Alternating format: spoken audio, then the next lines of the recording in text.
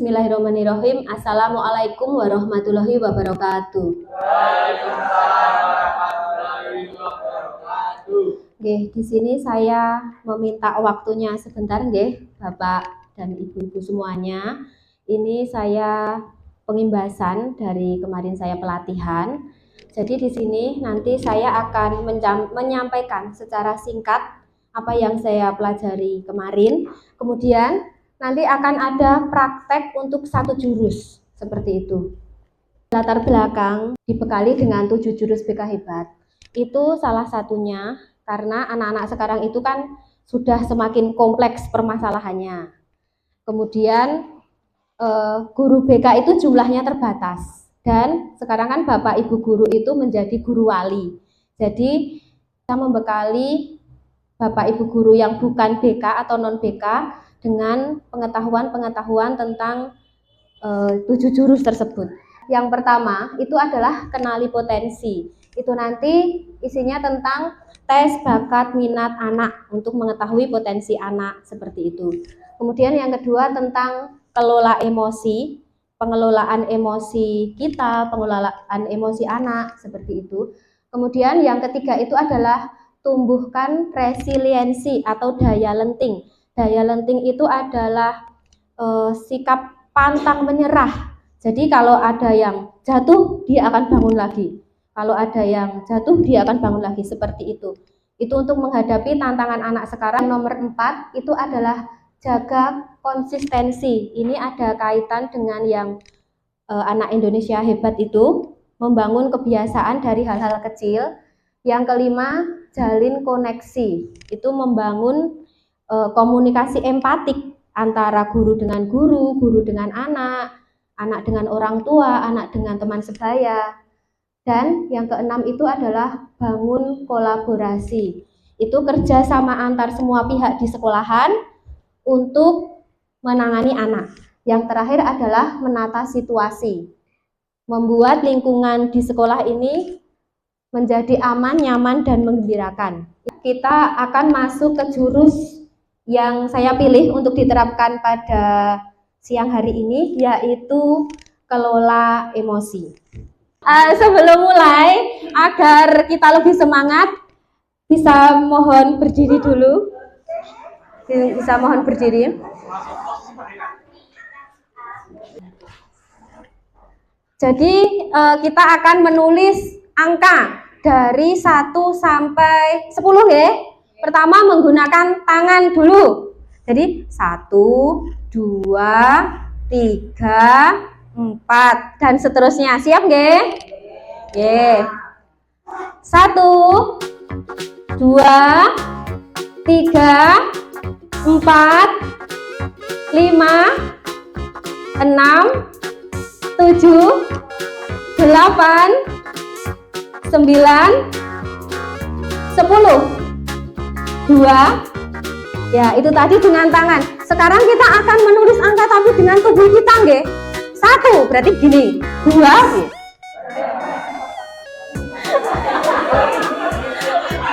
Biar kita lebih bersemangat lagi nggih. Siap nggih? Kita mulai nggih. Bu Yuli siap, Bu Yuli? 1, 2, 3,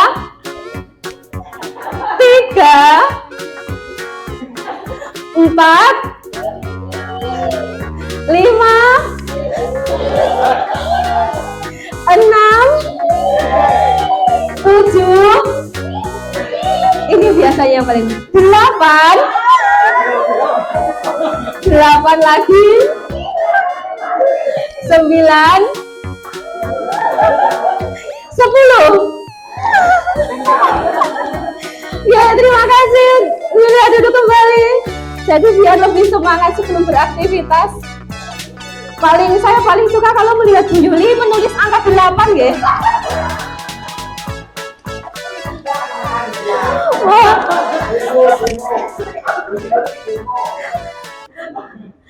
Di sini Bapak Ibu guru sudah memegang kertas masing-masing ya. Nanti aturannya seperti ini. Setiap peserta akan menerima satu lembar kertas. Nanti saya akan membacakan sebuah cerita. Kemudian Bapak Ibu guru nanti bisa merespon cerita yang saya sampaikan melalui kertas yang Bapak Ibu guru pegang. Bila merasa senang, nanti kertasnya bisa dielus-elus. Ya. Bila merasa kesal, bisa diremas. Bila merasa marah, kertasnya bisa disobek. Saya mulai ceritanya, nggih. Jadi kita akan mengibaratkan, karena di sini mayoritas ibu-ibu, yang naik motor itu adalah kita. Jadi seperti ini ceritanya. Pagi itu, Bapak Ibu guru berangkat ke sekolah mengendarai sepeda motor. Bahan ajar yang sudah disiapkan digantungkan rapi di motor. Namun baru beberapa meter belum sampai sekolahan, motor mendadak mogok karena kehabisan bensin. Dengan susah payah, Bapak Ibu mendorong motor sampai ke sekolahan. Jadi lewat dongantenan, bensinnya delalai entek neng tengah-tengah dongantenan. Dorong. Sampailah Bapak Ibu di sekolahan. Hampir semua murid datang tepat waktu. Namun, belum sempat suasana stabil, Andi masuk terlambat. Jadi Bapak Ibu guru sudah di kelas, ngajar, baru mengkondisikan kelas, tiba-tiba ada yang terlambat. Tok, tok, tok, tok. Pak, maaf, saya telat. Pelajaran pun dimulai. Namun, saat akan menggunakan bahan ajar yang disiapkan, Bapak Ibu guru tersadar bahwa bahan ajar tadi ternyata jatuh. Dicari ke sana, kemari, ke kanan, ke kiri, tetap tidak ditemukan. Dan terpaksa Bapak Ibu mengajar dengan bahan seadanya. Kira-kira kalau seperti itu perasaan Bapak Ibu bagaimana ini? Semangat sekali.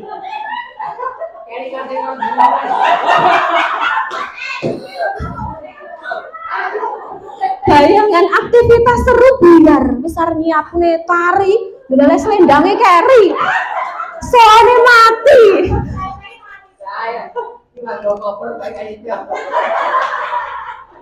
Di tengah pelajaran, Andi terlihat tidak memberikan perhatian. Dia menunduk di bangku. Dan saat didekati ternyata Andi tidur, Bapak Ibu.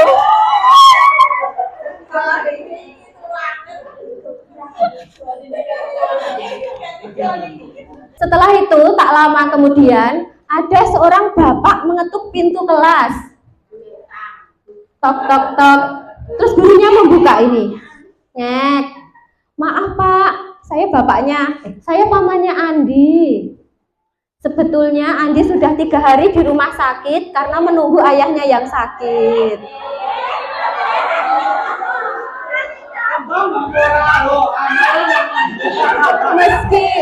Meski kurang tidur, tapi Andi memaksa selalu ingin ke sekolah karena tidak ingin ketinggalan pelajaran. Sekarang saya ingin menjemput Andi karena ayahnya masuk ICU. Kemudian pamannya Andi mengeluarkan sebuah bungkusan dari tasnya. Oh ya, Bu, tadi di jalan saya menemukan ini. Saya cek kok isinya ada nama sekolah ini. Jadi saya bawa. Siapa tahu Bu Guru bisa mengembalikan ke sekolahan. Kemudian Bu Guru melihat dan ternyata itu adalah guru yang dicari-cari tadi. Kemudian pamannya Andi berpamitan. Bapak Ibu kemudian melanjutkan mengajar di kelas dengan semangat menggunakan bahan yang tadi sudah disiapkan. Pelajaran pun dimulai dengan penuh kegembiraan. Itu cerita untuk hari ini tentang si Andi. Boleh saya lihat bentuk kertasnya Bapak Ibu? Ya. Bagaimana kondisi kertasnya? Ya. Ya, ada yang halus, ada yang masih. Kalau yang halus sih bisa tahan banting. Sudah 45 tahun menjadi guru di sini. Ya.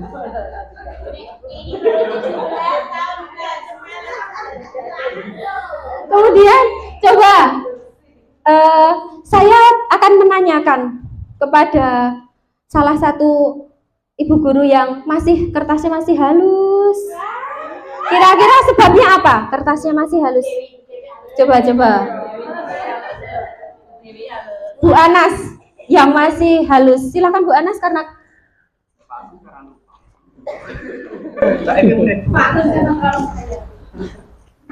terima kasih Bu Titis atas kesempatan.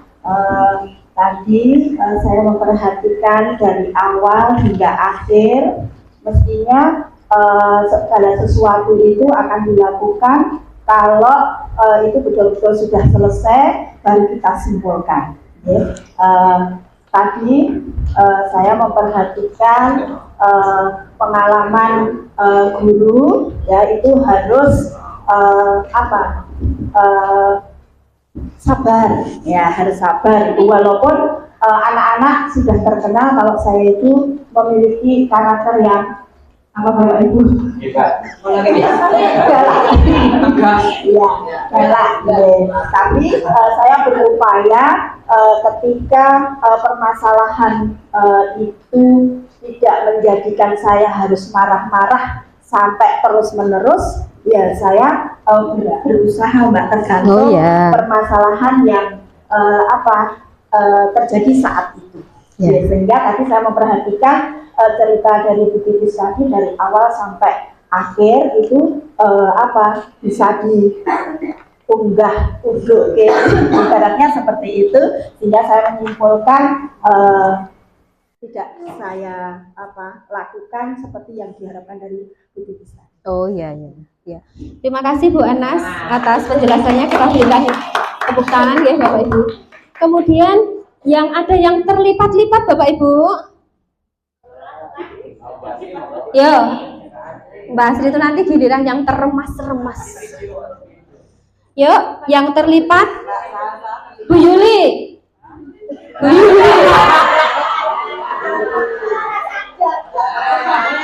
Ayo, silakan Bu Yuli. Oh ya. Berarti hanya merasakan sedih ya. Karena kalau dilipat itu mengekspresikan sedih. Sekarang yang diremas-remas.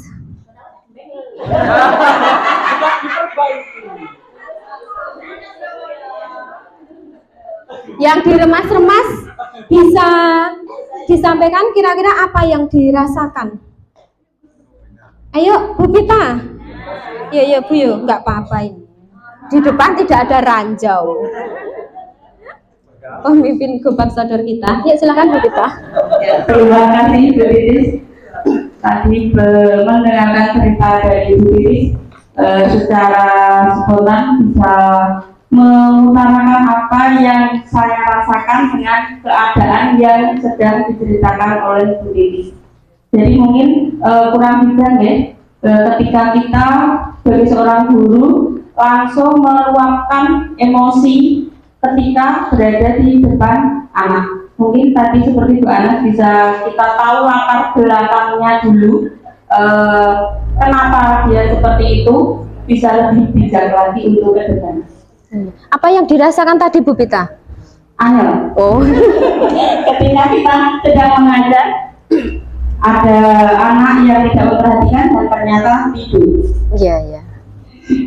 Silakan Bu Endang. Ya, ini kertasnya diul-ul, ditekuk-tekuk atau disobek ini? Monggo Bu Endang. Ya sebelumnya saya minta maaf ya. Kalau menurut saya dari cerita ini yang pertama kan ada beda, jadi ada kertas sakit. Yang kedua, untuk ulangan, saya sering membuat ulangan pada mendadak, jadi tidak dapat terlalu detail. Jadi misalnya aku hari ini kasih saya tidak bisa saya ganti ulangan saya dikit langsung.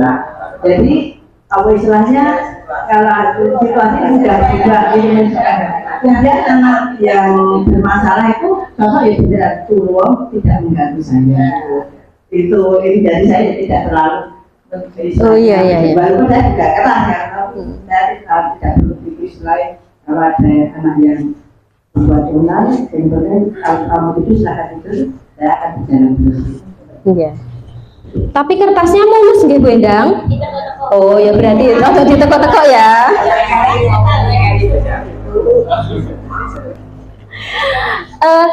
Kemudian ke pertanyaan kedua, mungkin adakah Bapak Ibu yang menyesal setelah mengekspresikan di kertas dan mengetahui cerita akhirnya? Adakah ada yang merasa menyesal mungkin?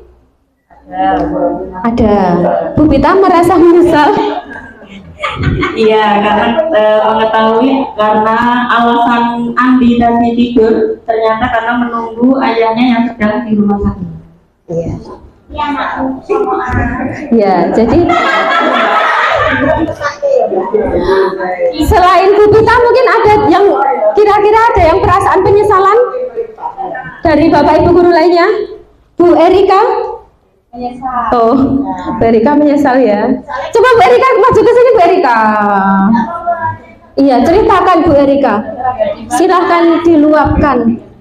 Ya, karena dari ceritanya tadi awalnya saya mengira ya karena anaknya pemalas, kemudian masuk di kelas juga tidak menyampaikan alasannya kenapa terlambat, kemudian ternyata menunggu orang tuanya, jadinya menyesal dan ternyata menunggu orang tua dan lagi di rumah sakit dan saya juga sedang mengurus orang tua. Oh. Ya, terima kasih ya Bu Erika.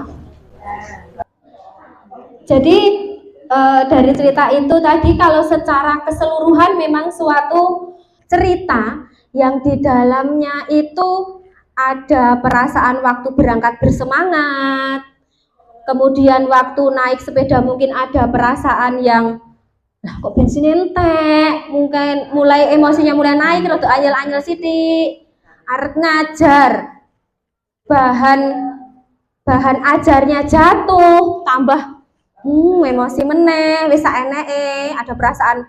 Kemudian waktu mengajar itu ada yang terlambat, emosinya tambah lagi, mungkin sedih, mungkin marah, nggih. Kemudian setelah itu ada orang tuanya atau walinya Andi itu tadi memberitahukan, timbul perasaan penyesalan, dan yang terakhir buku modul ajarnya itu ketemu, timbul perasaan senang. Jadi dari cerita tadi itu ada berbagai macam luapan perasaan, mulai dari senang, sedih, kesal, marah, menyesal, kemudian senang lagi. Itu yang bisa kita sebut dengan emosi. Masing-masing dari kita kan mempunyai itu Bapak Ibu. Dan masing-masing dari kita mengalami hal tersebut setiap harinya. Mungkin ada yang merasa senang terus, tapi pasti ada yang merasa sedihnya. Begitupun juga dengan anak-anak kita yang datang ke sekolah. Jadi mereka datang dari rumah itu dengan berbagai latar belakang emosinya. Ada yang datang dari rumah itu dengan emosi yang senang karena orang tua mensupport, dibangunkan, diberi sarapan, dikasih uang saku, motor ada. Ada yang dari rumah itu kemerungsung, ngantuk, naik motor sampai di sini terlambat, kan emosinya sudah tidak stabil dari rumah. Jadi emosi tiap anak itu juga di rumah bermacam-macam. Kita belajar tentang emosi. Jadi ini diistilahkan dengan sel emosi. Kadang anak itu bingung apa yang saya rasakan dengan diri anak sendiri. Jadi di sini diajari yang pertama menyadari diri, self awareness, kemampuan untuk memahami emosi. Jadi anak itu biar paham emosinya terlebih dahulu. Saya bisa mengenali emosi saya seperti senang, sedih, marah. Setelah itu mengelola. Saat marah itu saya harus apa? Di situ yang dimaksud mengelola diri. Saya tahu caranya menenangkan diri saat saya marah. Terkadang kan anak nggak tahu. Saat marah, anak taunya membentak. Saat senang, dia meluapkannya kadang bisa berlebihan. Jadi setelah tahu emosinya apa, tahu mengelola. Kemudian yang ketiga adalah responsible decision making. yaitu mengambil keputusan bertanggung jawab. Saya memahami keputusan yang saya ambil dapat berdampak pada diri sendiri. Oh, saat saya marah, kalau saya berteriak, nanti saya akan dimarahi. Oh, saat saya berteriak malah timbul masalah baru. Dan yang selanjutnya adalah terampil berelasi. Saya menjalin pertemanan sehat dengan mereka. Ini empati. Akhir adalah peduli sosial. Ini adalah tentang self awareness, mengenali peta emosi. Di situ ada excited, happy, sad. Sad itu sedih, happy senang. Apakah anak itu excited? Excited itu bersemangat. Kemudian ada tender. Tender itu tenang, takut. Ya, jadi anak itu jadi aku yang posisi mana? Apakah aku senang, apa sedih? Saya itu dia nggak kenal dengan emosinya sendiri. Lah kalau nggak kenal, bagaimana dia mau bisa mengelola emosinya? Ini adalah self management, mengenali peta emosi. Di otak kita itu ada otak neokortek, itu adalah otak logika. Kemudian otak limbik itu adalah berisi emosi, luapan perasaan. Jadi kita bisa mengajarkan pada anak tentang kondisinya saat ini melalui genggaman tangan. 4 jari kita ini namanya, kita ibaratkan neokortek. Yang jempol ini adalah otak limbik. Saat kita normal, tidak sedang marah, tidak sedang sedih, maka posisi otak ini adalah otak limbiknya ada di dalam, neokorteknya ada di luar. Emosi yang berlebihan tadi dijaga oleh neokortek, pawangnya. Kalau kita marah, kalau kita sedang seperti ini, berarti kondisi otak kita sedang seperti ini, ya Bapak Ibu. Tidak ada yang marah, tidak ada yang sedih berlebihan, jadi seperti ini. Tapi kalau anak sedang marah, maka otak pawangnya itu naik ke atas, limbiknya ini keluar, jadi tidak ada yang memawangi. Yang kayak seperti ini berarti kondisinya dia sedang emosi, dia tidak bisa mengendalikan dirinya sendiri. Jadi kita bisa mengajarkan ke anak, bagaimana kondisimu saat ini, sedang gini atau gini. Kenali dan pengendali. Pada mode ini kita berpikir tenang, logis, penuh pertimbangan. Jika pawangnya kehilangan kendali, jadi yang 4 ini tadi kita sebut pawangnya seperti ini, tenang. Kalau dia sudah seperti ini, berarti pawangnya sudah tidak ada. Ini bunglon. Apakah dia akan bisa mengendalikan diri? Maka bunglon mengambil alih perasaannya. Kemudian kalau sampai kondisi seperti ini, yang bunglon tadi berubah menjadi dinosaurus. Kita sudah tidak bisa memegang kendali. Jadi kita sudah lepas kendali. Ini biasanya terjadi pada orang yang marah-marah. Maka kalau ada orang yang marah-marah itu kan kita tidak bisa memberikan masukan. Karena posisi otak limbiknya sedang berkuasa. Kalau di sini diibaratkan sebagai dinosaurus. Jadi yang ada di otaknya itu adalah dinosaurus. Yang ada hanyalah model tempur. Ini biasanya terjadi kalau laki-laki sama laki-laki berkelahi. Yang ada hanya adu jotos, emosi. Itu model tempur. Pawangnya mati otomatis. Ini adalah saat otak dinosaurus yang bekerja. Bapak ini sedang adu mulut dengan muridnya. Kemudian muridnya itu berkata-kata kasar terhadap guru tersebut. Karena ini berarti otak dinosaurusnya itu yang bekerja. Kalau ini, dia berusaha menjadi pawang untuk dinosaurus tersebut. Jadi saat adiknya ini emosi, si kakak menyuruhnya untuk bernafas. Jadi bila ada yang emosi, maka disuruh bernafas. Ya, calm down. Jadi besok seandainya ada yang emosi disuruh bernafas dulu.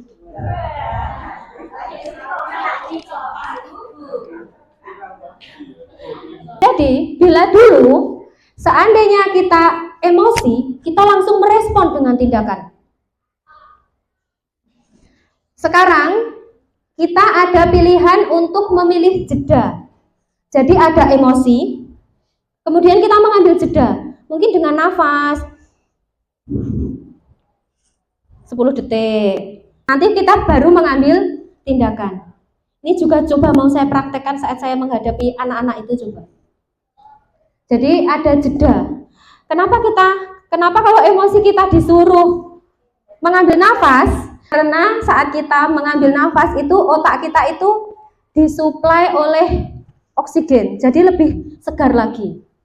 Atau kita bisa saat kita mengambil jeda itu mengambil roda pilihan. Oh, apakah saya harus lari? Saat saya marah, apakah saya harus mengambil nafas 10 hitungan? Saat saya sedih, ataukah saya harus menulis buku harian? Atau saat saya sedih, saya harus curhat? Anak diajari saat emosi, dia mengambil jeda, kemudian mengambil langkah dari roda pilihan. Ini salah satu pesan. Ada peristiwa, P itu peristiwa, R itu adalah respon, O itu adalah output. Contohnya seperti ini. Saat saya mengajar, ada anak yang tidur. Tidur itu negatif, nilainya -3. Kalau saya meresponnya dengan negatif, maka akan ditambah dengan -3. Maka outputnya adalah -6. Nanti akan semakin negatif hal yang akan terjadi. Kalau di sini diajari dengan kalau anak tidur -3, maka saya mencoba membangunkan dengan lemah lembut.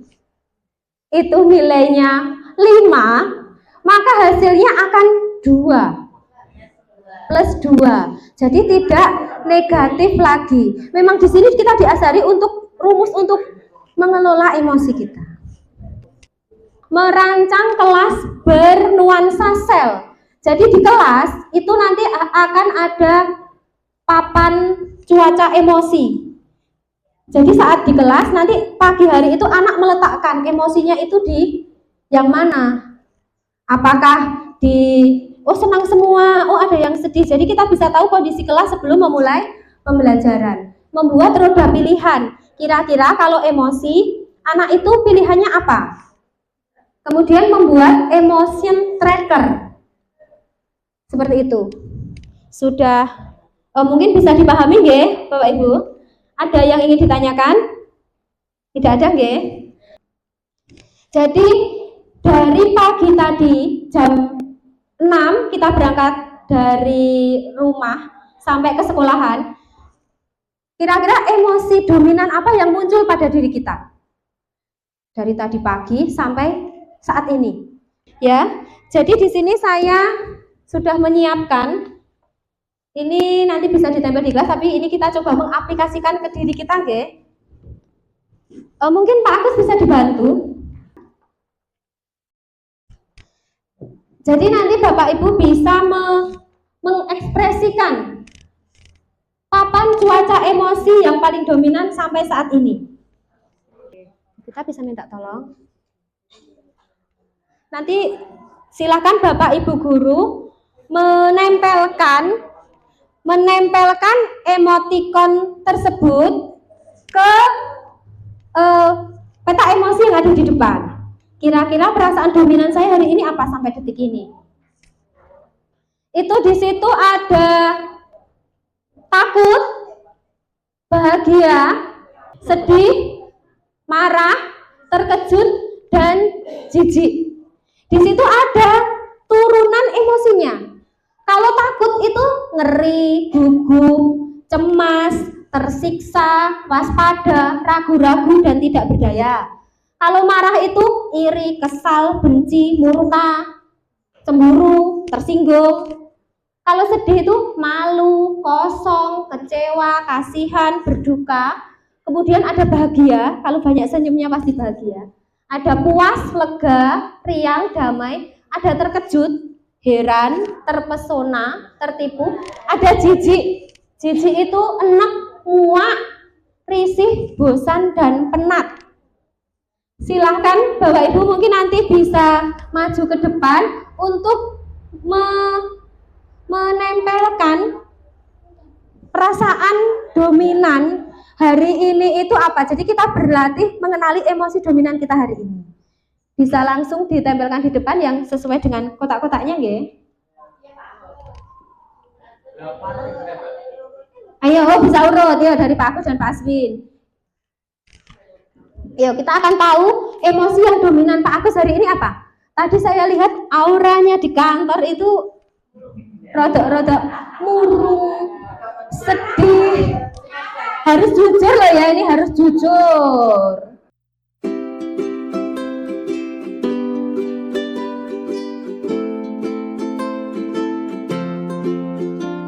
Wah, ya.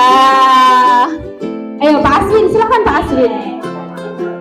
Wah, hari ini ternyata, ya Allah, ternyata Pak Agus sedang sedih, Bapak Ibu.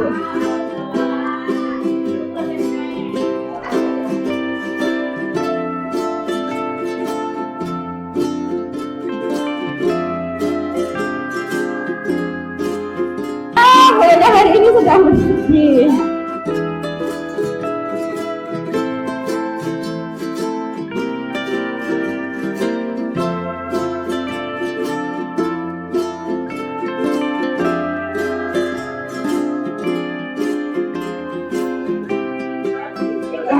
Ayo Mbak Heni. Nanti kayaknya, ya Mbak Heni perasaannya apa ini? Oh, bahagia. Silakan Bu Asri, perasaannya apa hari ini? Wah, berbunga-bunga bisa, terpesona, ada itu di bagian terkejut. Iya. Ya, wah Bu Asri sedang berbahagia.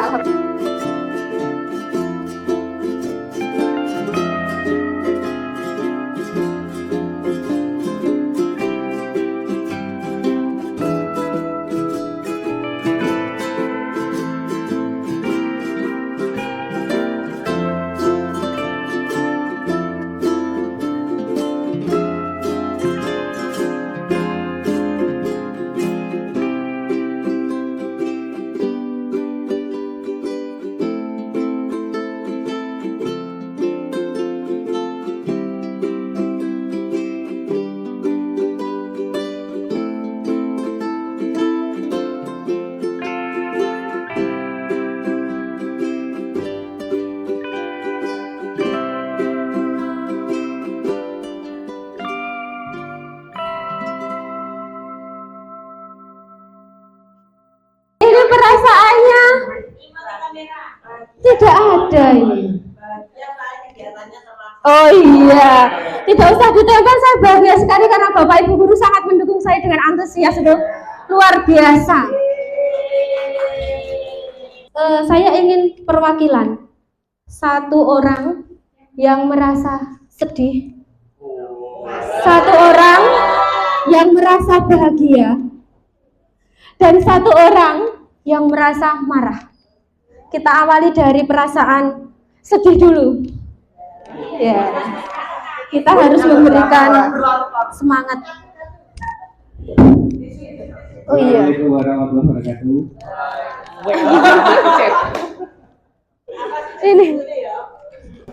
Untuk perasaan saya hari ini sebenarnya sampurasun, bukan hanya sedih saja.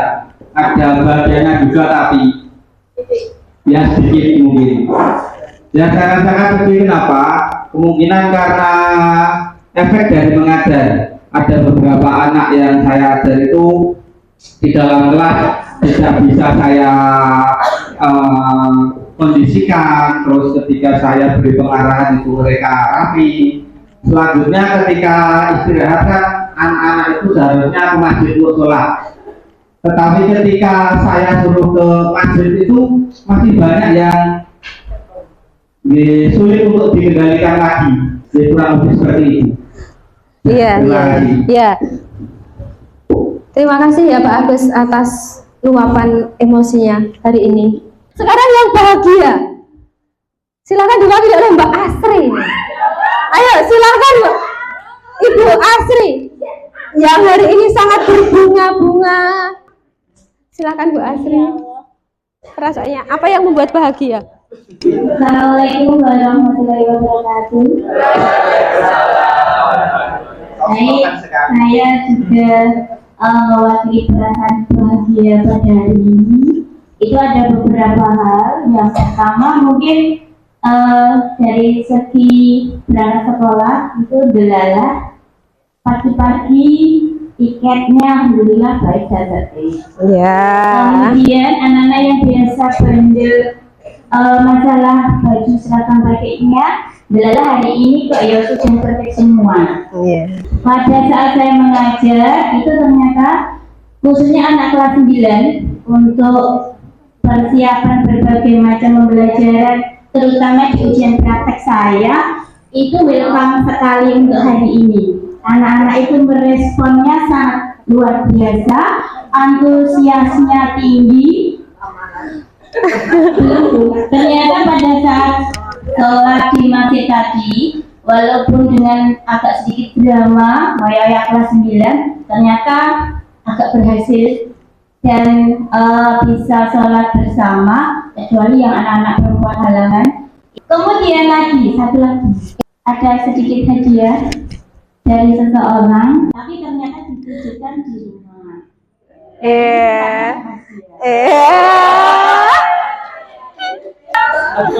Begitu, Ibu Titik. Hari ini saya juga merasa senang karena beberapa luapan emosi kebahagiaan, terutama kepada anak didik yang bisa tersalurkan. Dan pada saat pembelajaran anak-anak antusias, saya senang sekali. Terima kasih.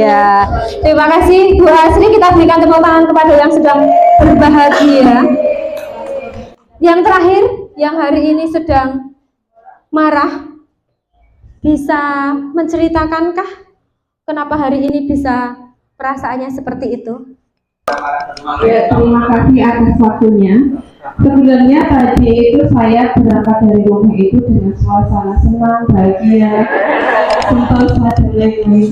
Tapi saya sampai sekolahan pas saya ngajar, saya sudah merasa nyaman di lab komputer, dan telepon.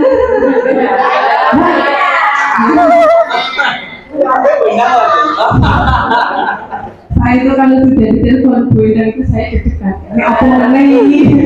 Gitu. Nah, ternyata ada anak yang bermasalah. Gitu. Jadi saya itu merasa kesal, merasa marah. Begitu. Kira-kira. Saya bingung menjelaskan. Oh iya, terima kasih ya Bu Ami atas kita berikan semangat Bapak Ibu, tepuk tangan untuk Mbak Ami yang hari ini merasa marah. Silakan Mbak Salsa. Assalamualaikum warahmatullahi wabarakatuh. Perasaan mual, bosan dan yang ada pada di papan tulis itu karena awalnya saya marah, tapi karena saya sedang menstruasi, sedang PMS, jadi mau meluapkan kemarahannya menjadi malas, jadi tidak ada daya, akhirnya maksudnya bosan. Jadi sampai itu saja. Oh iya. Oh baiklah, jadi bisa disimpulkan untuk kegiatan hari ini kita telah belajar mengenal berbagai macam emosi. Kemudian kita tahu tentang cara-cara kita untuk mengelola emosi, kita tahu kondisi otak kita saat emosi seperti apa, dan diakhiri dengan kegiatan mengungkapkan emosi dominan yang ada di diri kita sendiri. Jadi seperti itu Bapak Ibu, mungkin itu bisa kita praktekkan, bisa kita lakukan ke anak-anak di kelas kita untuk membentuk kelas sel agar kita juga tahu bagaimana kondisi perasaan anak-anak sebenarnya di pagi hari itu seperti apa. Jadi nanti kita mudah untuk mengelola kelas. Cukup itu saja yang saya sampaikan. Terima kasih atas partisipasinya. Hari ini sangat seru dan luar biasa sekali. Saya akhiri. Wassalamualaikum warahmatullahi wabarakatuh.